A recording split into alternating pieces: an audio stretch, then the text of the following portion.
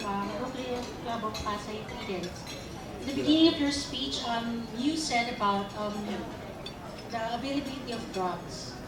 And then, and since they took out mandatory drug testing to all the licensed drivers, 9 out of 10 major accidents are because of these people who are under the influence of drugs.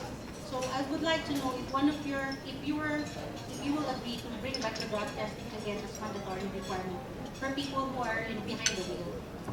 If you remember, there was a time where all candidates would have to undergo a drug test. I remember we underwent a drug test once. I think it was in 2004, if I'm not mistaken. But again, that was deemed unconstitutional, and that's why we cannot impose that upon the candidates. That was the judgment of the Supreme Court. So what we can do is we hit the supply side. And what I simply suggest is this: what the police is doing is fine. The buy-bust operations that they do, that's necessary.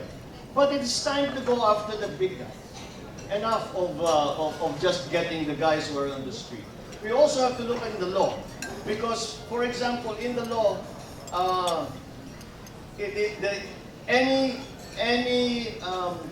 any person who is caught selling drugs or carrying drugs with intent to sell, if what they are carrying is less than 200 grams, then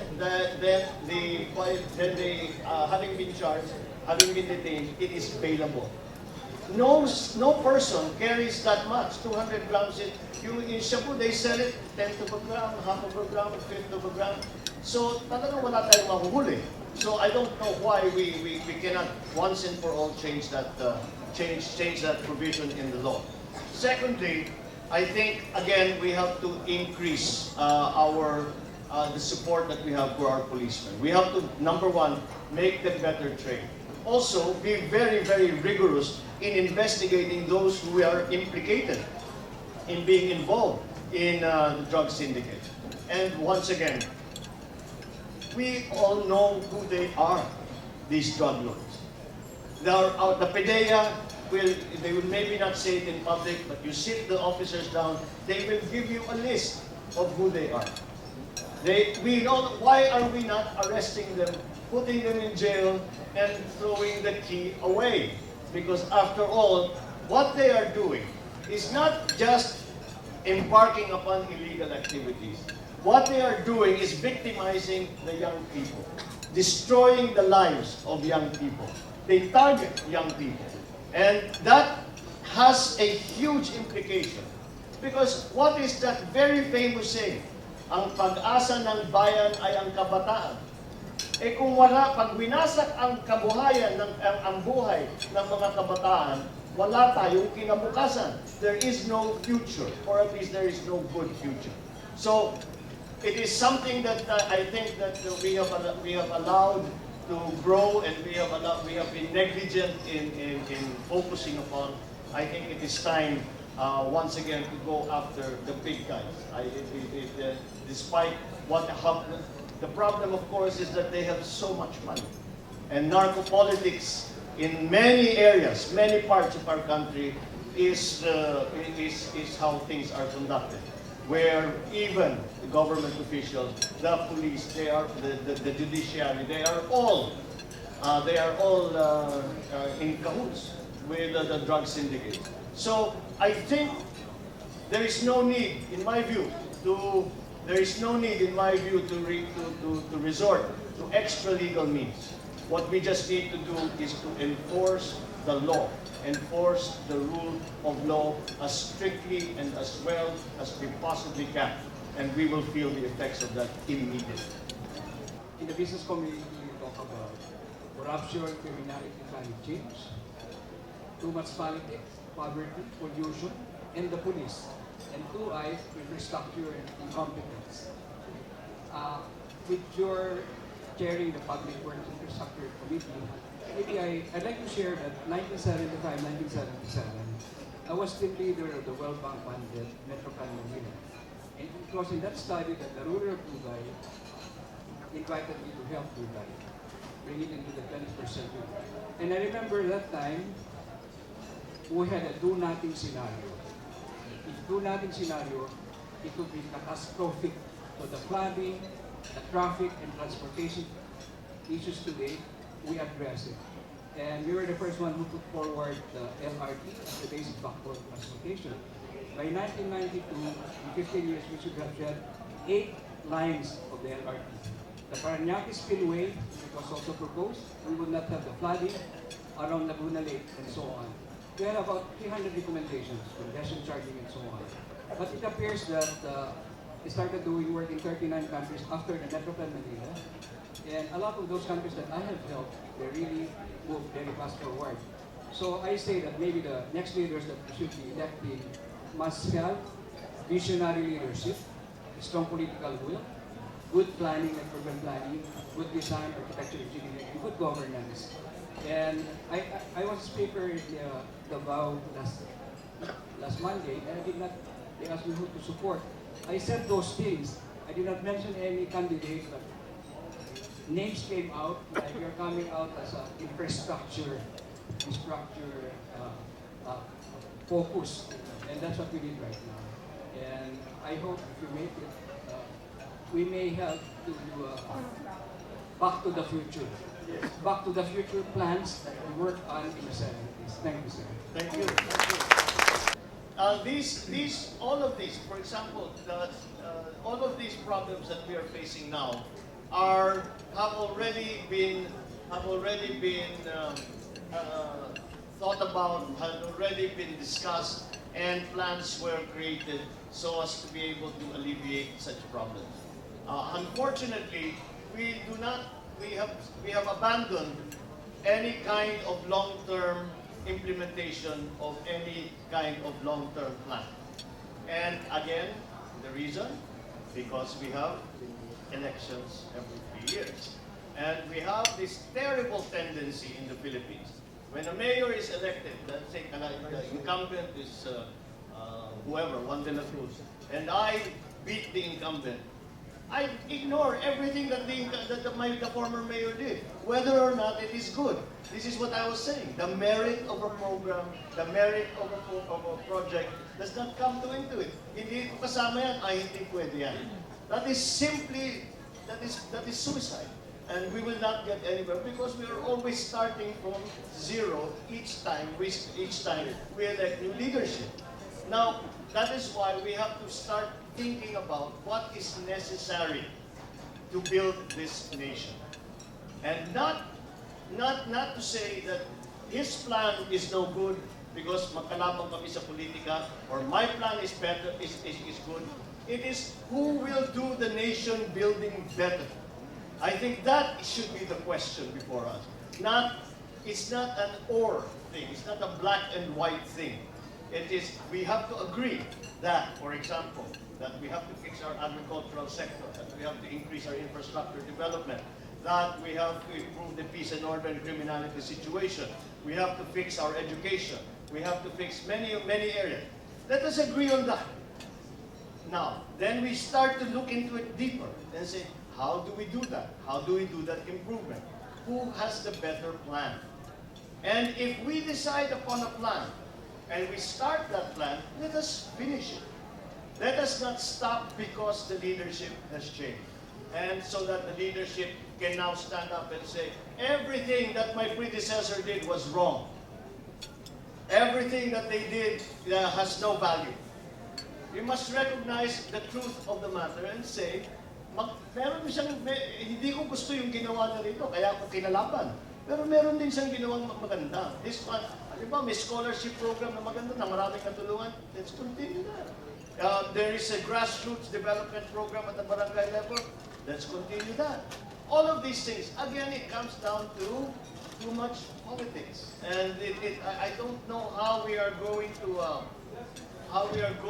rid ourselves of this millstone that we have tied around our collective necks, so that we are able to finally move forward. And I know that Tony has been a big proponent of this kind of large-scale thinking, something that we need.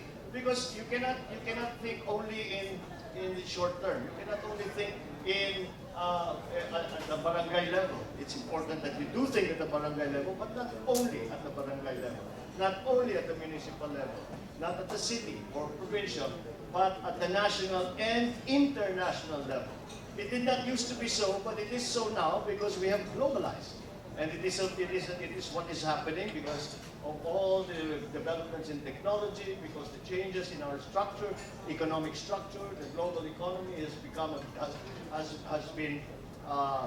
been established and is what it is the dominant economy now. And so we have to buy into that. We have to make sure that we are part of that. And the only way to do that is to think in the long term and to think, let us not keep our dreams small. Let us make our dreams as large as we can make them. Dream big, because only by dreaming big, only by trying to make a big difference, are we going to make anything that is truly important, that is truly felt by every single citizen of the country. And that is something that you might find to be pie in the sky or suntok sa buwan. But it is something that we need to do, and it is something that we have to continue working for. You're very popular in my district and my city, Paranaque. Well, thank you very much. Thank you. One of the things that you hit hard, and one of the things that we like very much about your speech is that you would like to move forward. That's something that strikes a good chord to many of us, especially coming from you because your family has been battle-scarred as well. You would like to move forward, and we're certainly very happy about that. Who among the candidates do you think would like to move forward with you in the event that you will win? Because we have a feeling that... You're asking about the presidential candidate? Yeah. I'm sure you can work with everyone, but who do you think would like to move forward as well? Because I don't know them personally. Some of them I do, but in the event that one wins the presidency, he doesn't like to move forward because he wants to think about the past and the history. What are we going to do, Mr. Future Vice President? Well, of course, I will promote. I can do nothing else but promote my running mate, Senator Miriam. Senator Miriam is very much a forward-thinking person. She has ideas for this country which are as progressive as any I have ever heard. And she continues to think that, and I think that's why young people react so well to her, because she really she approaches problems first in an intellectual way, and furthermore she is able to endorse those ideas in her singular fashion. The queen of the soundbite. There's stuff that Senator Miriam says that nobody else could possibly say, and that is an added quality because the ability to communicate your ideas is an important thing. So yes, I think that. Although I have to say that when people say who would you prefer, of course I would prefer Senator Miriam to be the president if I become vice president. But I can work with anyone. I can work with anyone. I joke that first of all, Senator Miriam I've been a great fan of her since I started working with her in the Senate, even beforehand. The Mayor Duterte has been a close friend of mine for 20 years. Mar Rojas and I have been friends for 30 plus years. Grace is my sister.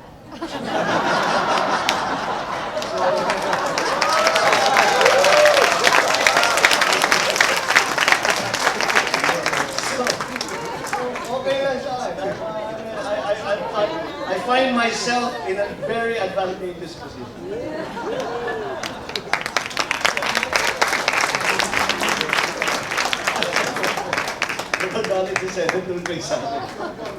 I'm sorry? Jojo Binay comes from the north. Oh, so kakampi ka agad. walang problema. Plans all are all good.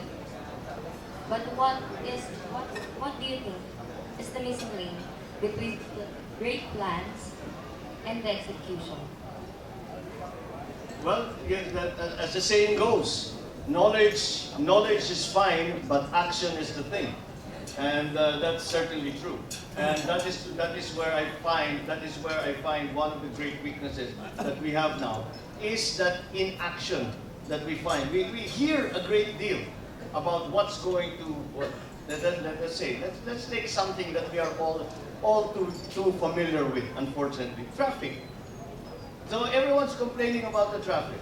And we ask the government, this is a problem. And they say, don't worry, it's going to get better. And that's the end of it. You don't hear how it's going to get better. What are you going to do to make it better? The MRT is problematic. Why can you, but we don't have, a friend of mine yesterday, we were talking about politics, and he said, unfortunately, it seems that the soundbite dictates policy. And that is unfortunate. Because because of political forces, many of our leaders simply look at survey results. But let us always remember that what is popular is not necessarily right, and what is right is not necessarily popular. So you have to have that political will that Tony Palafox was referring to earlier. You have to be able to take the hits, political hits, to actually achieve something that matters. That's something important. That's why I keep coming back to that same refrain. Paulit-ulit, nagiging makulit na nga ako. Dahil laging namumuliti ka na. Iniisip lamang anong popular, anong magandang sabihin, anong makakapagpaganda ng numero ko. Hindi iniisip, ano ba talaga, what will work? What will work? To come back to the issue of traffic. I read a World Bank study a few months ago, and it said that the number of buses on EDSA can be cut by 50% with no loss of service to the people. And so that immediately brings us to the question, so why don't we cut the buses? Because the owners of the bus lines are big political contributors to whoever they are. And so what we hear now, because traffic is so bad, and Christmas is around the corner, it's going to get worse, they will increase the number of buses on EDSA. None of this makes any sense to anyone. And I think that is why may masabi lang, may magandang soundbite, there is this, I call it tokenism. May masabi lang, may masagot lang. Kahit na hindi tama yung sagot, kahit na hindi pinag-isipan, kahit hindi talaga magiging solusyon doon sa problemang hinaharap, okay na. Kasi yung sa survey, yun ang gustong marinig ng tao. And that kind of thinking has taken us to this place that we are now, that we are trying to, has dug us this hole, this deep hole, which we are trying to dig ourselves out of now. It still comes back. I do not want to be simplistic about it and say this is going to solve all our problems. But I'll put it another way. Until we get outside of that mindset, we will not begin to solve the big problems that we face.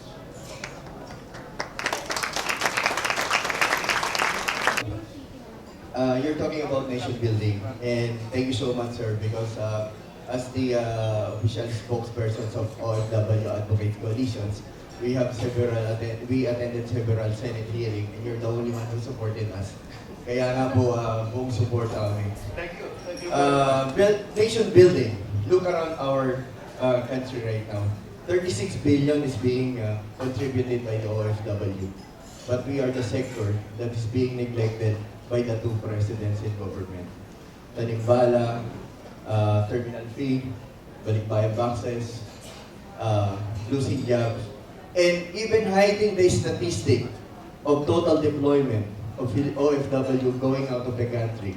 just to show na konti na raw ang umaalis sa bansa natin kasi maunlad na ating bansa. So, our question, what is your plan when you become the Vice President of the Philippines on our sector whose 40% is the one who's helping these nation building or the country's economy, sir? Okay, yes, we really have to look into that. To put the numbers in perspective, people argue about how many Filipinos, documented and undocumented, are really out there. The working number we use is 8, 9 million, something like that. To put that number into perspective, we looked into how many people leave the Philippines to work. And the number that came back was 5,000 a day. Not a week, not a month, not in a year. 5,000 Filipinos feel the need to leave the Philippines every single day because they cannot find a decent job here in the Philippines. And the sacrifices that leaving the Philippines, leaving your home to work abroad, what all the sacrifices that entails are maybe those of us who have not actually experienced it. You will not know, but anyone who has had to work abroad for at least some period of time will have an understanding of what our OFWs go through.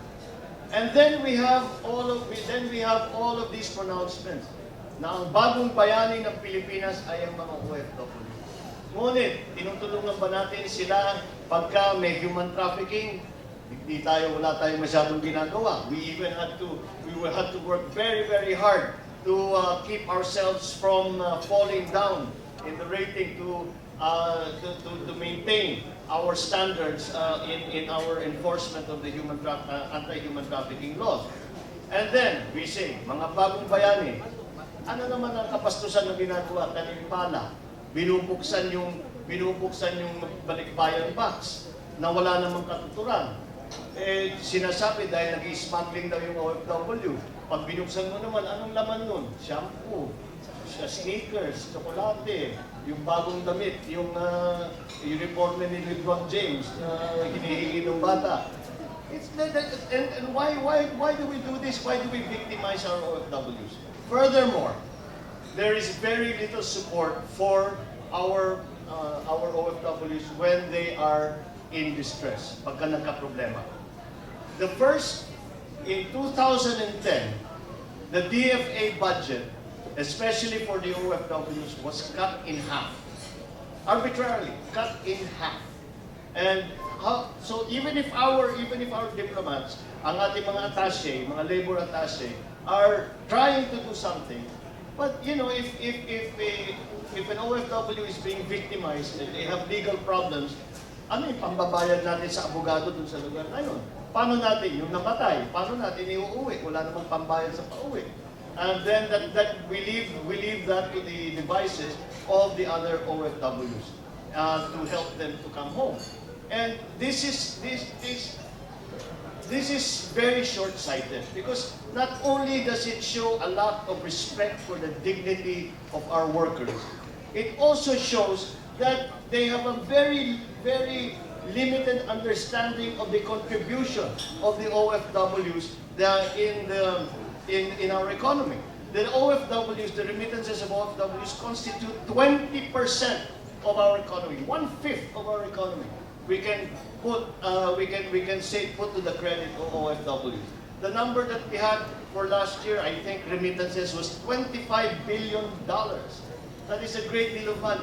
Who is keeping the economy alive and strong? One of the areas, of course, is business processing, call centers. The other one is real estate. Why? Because the OFWs are buying homes, are buying condos, are buying apartments. And the reason that they're doing this is because they have money. And in the Filipino tradition, ang unang binibilhan para, and this was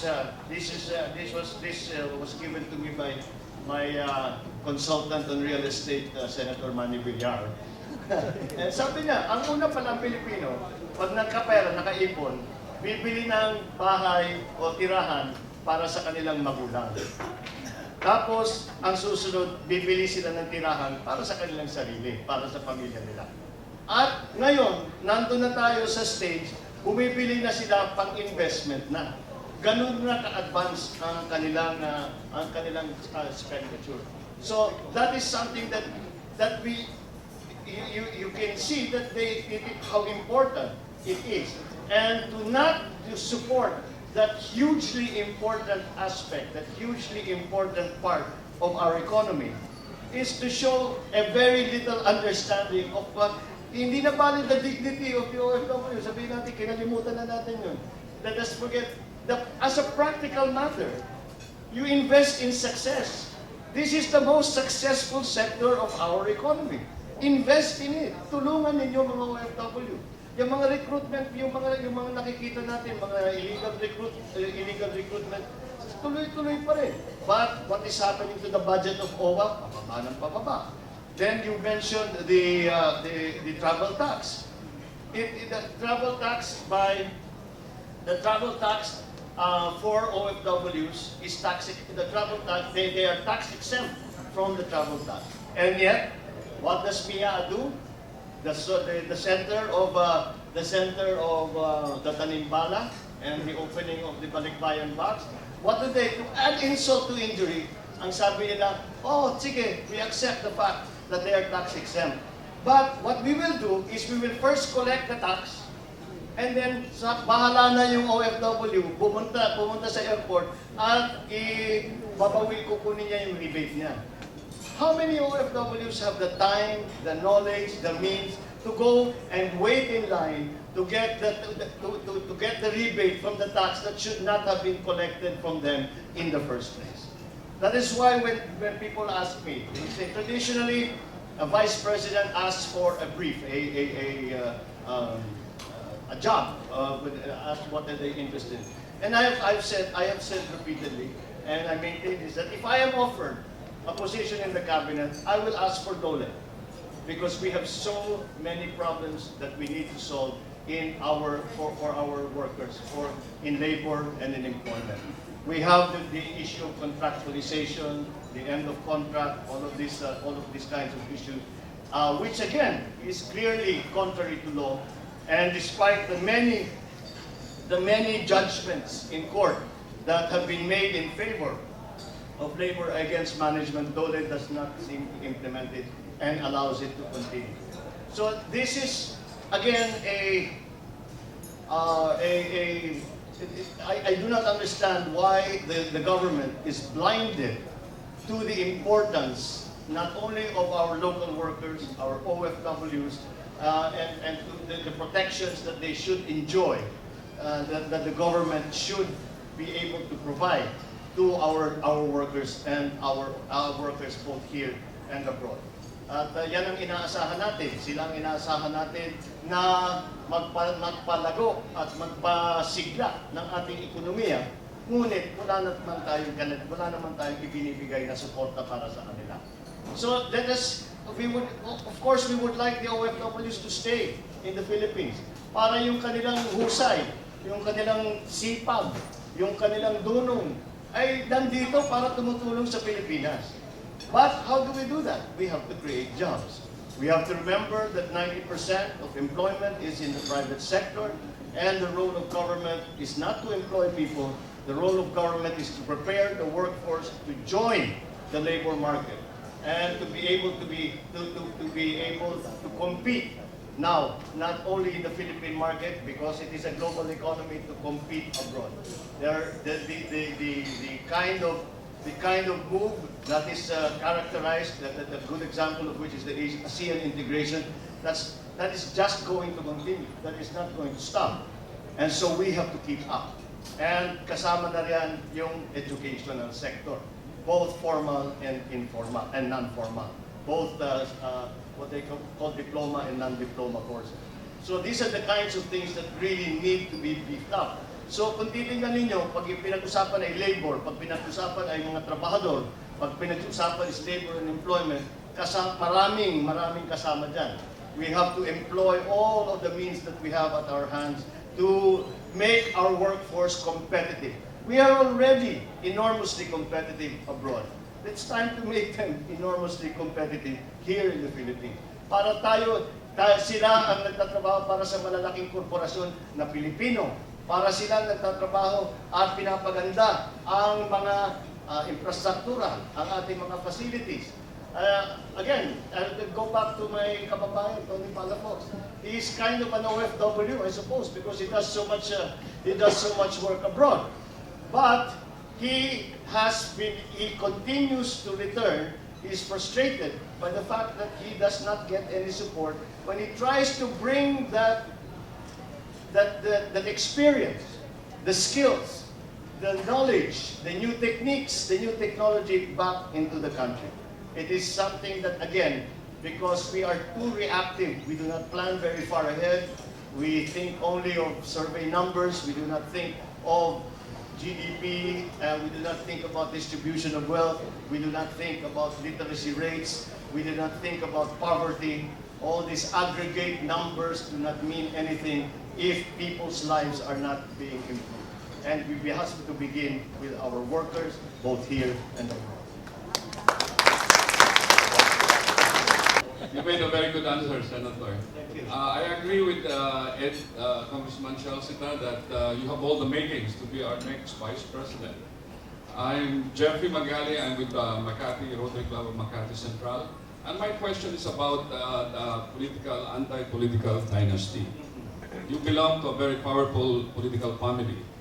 What is the chance that it will be passed in the lower house, in the upper house? Because there's a danger that, the Aguinaldo doctrine again, will come because some mayors are not doing or governors are doing well, other politicians. Anti-dynasty legislation is mandated to us by law, so we have to do it.